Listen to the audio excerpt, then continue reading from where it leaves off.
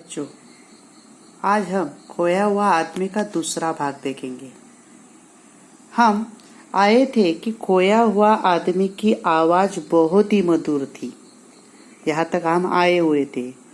उसकी आवाज से क्या क्या परिणाम बच्चों के होता था, क्या क्या बदल होते थे, आज हमें देखना है कि खोया हुआ जो आदमी था उसकी आवाज बहुत मधुर थी। वो कोई पुराना गीत गाता था। वो जब पुराना गीत गाता था तो उस गांव के जो गाय भैंस थे वो बहुत दूध देने लगी उसका स्वर सुनकर, और वो मंत्रमुग्ध होकर ज़्यादा दूध देने लगी। वो जो भैंस थी वो मंत्रमुग्ध होकर ज़्यादा दूध देने लगी। मंत्रमुग्ध होना मतलब मंत्र से मोहित होना, उनके आवाज़ सुन के जानो उस पे जादू होना। इतना ही नहीं तो गांव के जो बच्चे थे वो जो गीत सुनते थे तो वो गीत जब सुनने लगे तो जब उनकी आवाज़ आती थी तो उनके तरफ खींचे चले आते थे। इतना सुंदर गीत वो गाते थे। इसी तरह से जो लोग थे, जो बड़े बुजुर्ग थे, जो युवा थे, वो भी इनके गीत के सब लोग राह देखते कि वो कब गीत गाए और वो गीत कब सुने। आपको आ सकता है सवाल बोर्ड में कि आप खोए हुए आदमी की आवाज़ से लोगों पर क्या प्रभाव होता था, प्राणी पक्षियों पर क्या प्रभाव होता था, ऐसा सवाल आपको आ सकता है। इतना ही नहीं तो गांव के लोग जब खोया हुआ आदमी का ये जो गीत सुनते थे तब बहुत खुशी से नाच उठते थे। इतना ही नहीं तो जो गांव का निसर्ग था, गांव के जो फूल थे वह सुंदर लगने लगे थे। गांव की तितलियां मोहक लगने लगी थी। गांव के जो जुगनू थे वो भी अच्छे लगने लगे थे। सब लोग अभी खुशी से रहने लगे। उनके आवाज सुनकर सब लोग खुशी से रहने लगे। इस तरह का प्रभाव जो उनके गाने का था वो सब पे होने लगा। मानो जैसे वो जो सब लोग होते थे उनकी आवाज से सम्मोहित होते थे। क्या होते थे? सम्मोहित होना मतलब अपने वश में करना। आवाज से, मीठी आवाज से अपने वश में करना, उसको सम्मोहित कहा गया है। कर देते थे। गांव के कुत्ते जो पहले आए थे ना, जो भौंकते थे, वो जो गांव के कुत्ते हैं वो भी अभी उनको पहचानने लगे और वो उनको क्या करने लगे? पहचानने लगे। और मानो जैसे वो जो खोया हुआ आदमी थे उसको गॉड ऑफ ऑनर दे रहे थे, मतलब उनको वो सलामी देने लगे। उन्हीं ऐसे इस तरह उनका गाने का जो प्रभाव था सब लोगों पे पड़ा होता। आपको सवाल आ सकता है, ध्यान में रखो। अभी जो अगला है कि उन्हीं दिन एक गांव में क्या था, एक वृद्धा महिला थी। एक कौन थी? वृद्ध महिला थी।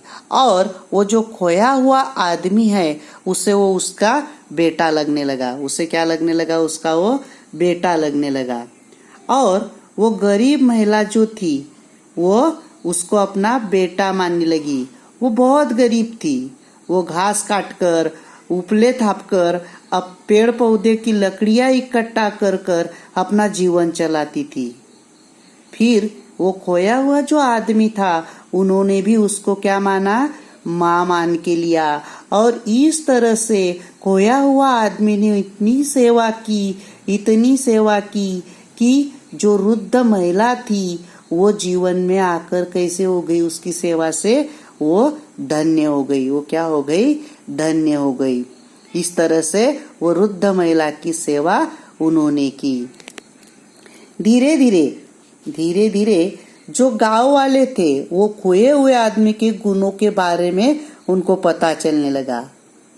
वह खोया हुआ आदमी हमेशा पशु पक्षियों से बात करता था। देखो उसमें कौन कौन से वैशिष्ट्य थे, आपको आ सकता है पैराग्राफ में। वह पशु पक्षियों से बात करता था। उतना ही नहीं कि वह पशु पक्षियों की भाषा भी जानता था।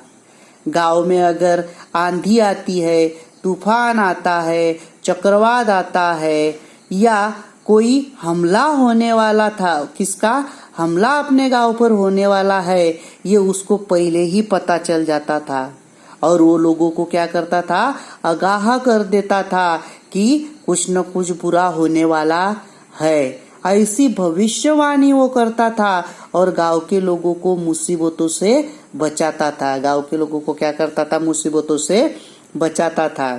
और इस समय अगर बहुत जोर से बारिश होने वाली है और सूखी पैसी जो मिट्टी है वो तृप्त होने वाली है, ऐसी बारिश का जो भाकित था, ऐसी बारिश का जो भविष्य था, वो पहले के पहले लोगों को बता देता और लोग इस बात का क्या करते थे, आनंद लेते थे। इस तरह से खोया हुआ आदमी गांव का सबका चहता होने लगा।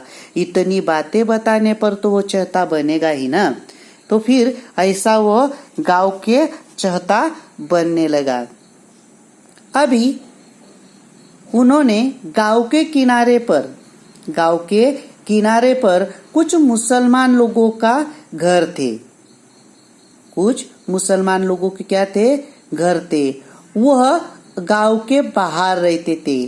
कुछ जाति के लोग अलग रहते थे। खोया हुआ आदमी ने इस दलित लोगों को और मुसलमानों से मित्रता कर ली। देखो, जाति पाति का भेद भी वो मानते नहीं थे। उन्होंने क्या किया कि जो मुसलमान थे और दलित लोग थे, उन्होंने क्या कर ली, मित्रता कर ली और हमेशा उनको मदद करने लगे। और उनके बारे में वो हमेशा अधिकारों के बारे में बताता था कि वो हमेशा बताता कि तुम खुद को क्यों कम समझते हो, जैसे सब लोगों को अधिकार है जीने का, मुक्त रहने का, वैसा तुमको भी अधिकार है। तुम ऐसे अधिकारों को दूर छोड़ के मत जाओ, तुम्हारे अधिकार तुम प्राप्त करो, ऐसा उनको वो समझाता था। इतना ही नहीं, गांव की जो दलित लोग थे वो अपनी हक की मांग करने के लिए उनको क्या करता था, जागरूक करता था। इस तरह से गांव के जो बड़े बूढ़े लोग थे वो खोए आदमी को समझने का असर हुआ। धीरे धीरे दलित का शोषण बंद हुआ। फिर लोगों ने उनका विचार स्पष्ट रूप से समझ लिया और जो दलित लोगों का, जो गांव के बाहर जो लोग रहते थे, उनका जो शोषण हो रहा था वह बंद हो गया और सब लोग गांव में भाईचारा से रहने लगे। सब लोग एक साथ रहने लगे। गांव में किसी तरह की जाति पाति नहीं होती थी, ना कोई हिंदू ना कोई मुसलमान, सब धर्म साथ में रहने लगे। किसके वजह से, ये खोए हुए आदमी के विचारों के वजह से सब लोग कैसे रहने लगे, एक साथ रहने लगे। इस तरह से सबका विवाद मिटाने का काम यहाँ पे वो खोया हुआ आदमी ने किया हुआ है। बाकी का हम अगले भाग में देखेंगे। ओके।